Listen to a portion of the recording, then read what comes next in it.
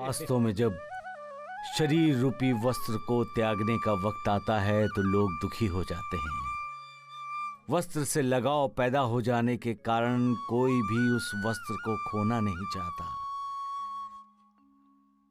यहां तक कि जिसने उस वस्त्र को धारण किया है वो भी वस्त्र बदलना नहीं चाहता, क्योंकि शरीर रूपी वस्त्र को त्यागने का मतलब है जिंदगी को त्याग देना, उससे हाथ धोना। जिंदगी तो सबको प्यारी होती है।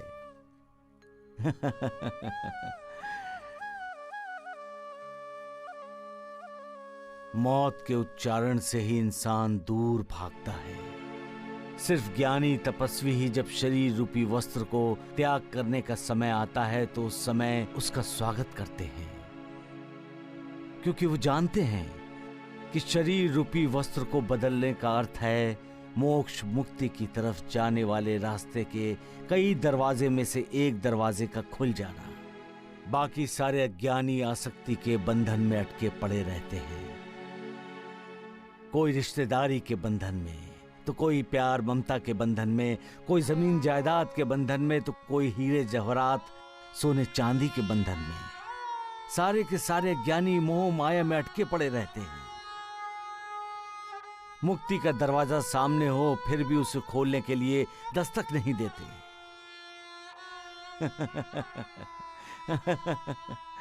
सबका मालिक एक मालिक। सब माता पिता चाहते हैं कि उनकी बेटी शादी के बाद सुख समृद्ध रहे। क्या तुम नहीं चाहते कि तुम्हारी संतान पर फूलों की वर्षा हो? मालिक, ये नई नवेली दुल्हन अपनी आंखों में कई सपने सजाए हैं मालिक। तुम्हारी दुआ से इसका हर सपना पूरा हो जाए, हर सपना सच हो जाए। हाँ, जब बेटी की विदाई होती है तो माता पिता के होंठों पर मुस्कान और आंखों में आंसू होते हैं। बेटी का विवाह हो गया, अब वो ससुराल जाकर अपना घर संसार बसाएगी। ये जानकर खुशी से उनकी आंखें छलक पड़ती हैं। साथ साथ जिस बेटी को हमने जन्म दिया, प्यार ममता देकर बड़ा किया, अब वो हमारे लिए पराई हो जाएगी। इस दुख से भी उनकी आंखों से आंसू निकल पड़ते हैं। इसलिए कहते हैं कि बेटी जिंदगी भर बेटी ही रहती है और बेटा तब तक बेटा रहता है जब तक उसकी शादी नहीं हो जाती। सबका मालिक एक।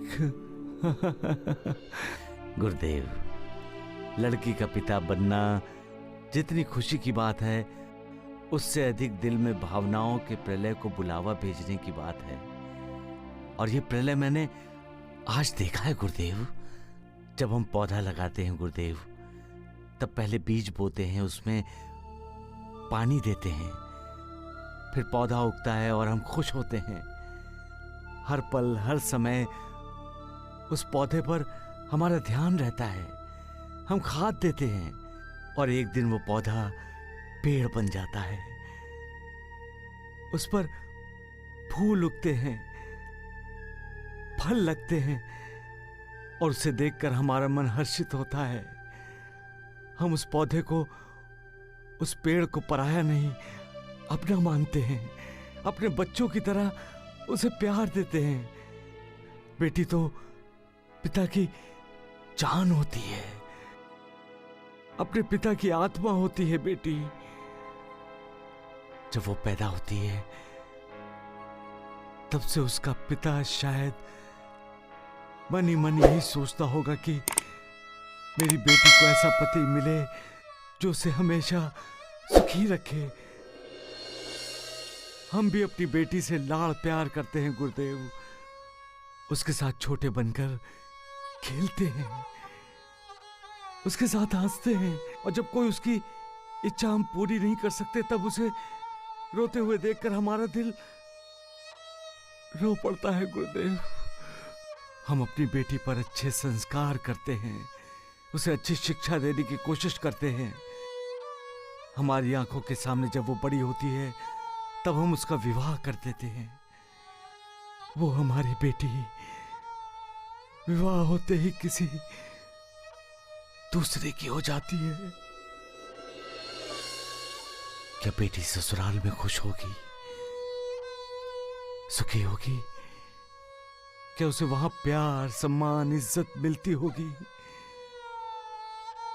क्या दामाद बेटी को खुश रखता होगा? मेरी बेटी तो नादान है, नादानी तो उससे होगी ही, तो क्या उसका पति उसे माफ करेगा? उसकी नादानी को नजरअंदाज करेगा? गुरुदेव, पिता अमीर हो या गरीब, पिता पिता ही होता है। वो सोते जागते भगवान से यही प्रार्थना करता है कि मेरी बेटी को सुखी रखना मालिक, मेरे नसीब का सुख भी मेरी बेटी को दे देना और उसके नसीब का दुख मुझे। गुरुदेव, जब बेटी पहली बार अपने पति के साथ ससुराल से मायके में आती है तब बेटी के चेहरे पर छाई हुई खुशी, उसकी मुस्कुराहट पिता को बता देती है कि बेटी की चिंता करने की जरूरत नहीं है, ससुराल में बेटी खुश है, सुखी है। और तब पिता मालिक का शुक्रिया अदा करता है। अपनी बेटी को हंसता हुआ देखकर, उत्साह से बोलते देखकर, उसकी मां की हल्की आवाज से कुछ पूछने पर उसे शर्माते देखकर वो भी रो पड़ता है। लेकिन गुरुदेव, वो आंसू खुशी के आंसू होते हैं। गुरुदेव, शादी के बाद ससुराल जाने वाली हर बेटी को इसी तरह दुआ की जरूरत होती है, क्योंकि वो उसकी नई जिंदगी की शुरुआत होती है।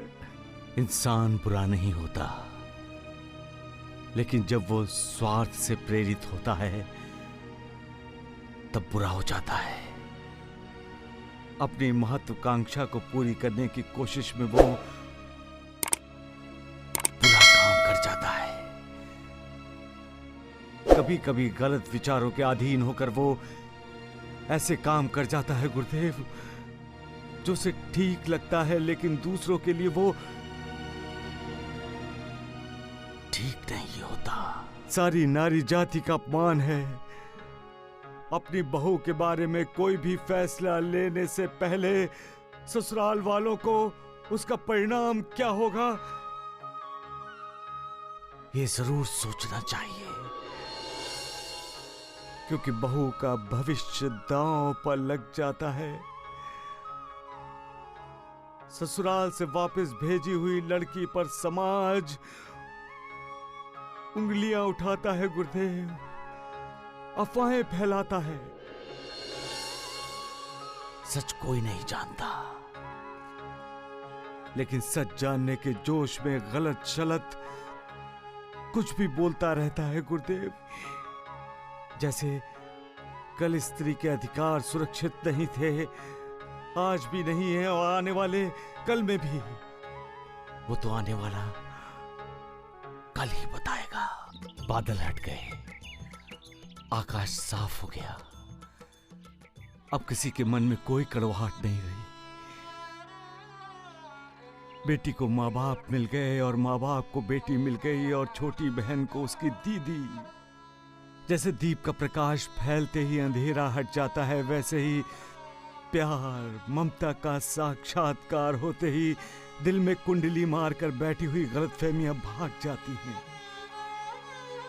हमें कोई चाहता है, हमारे लिए कोई व्याकुल होता है। ये भावना ही हमारे किसी हारे हुए इंसान का हौसला बढ़ाने के लिए काफी है। जिंदगी की जंग जीतने के लिए परिवार का साथ होना जरूरी है। परिवार साथ है तो किसी अपने का किया हुआ वार भी इंसान बर्दाश्त कर सकता है। माँ बाप, भाई बहन का प्यार इंसान की शक्ति है।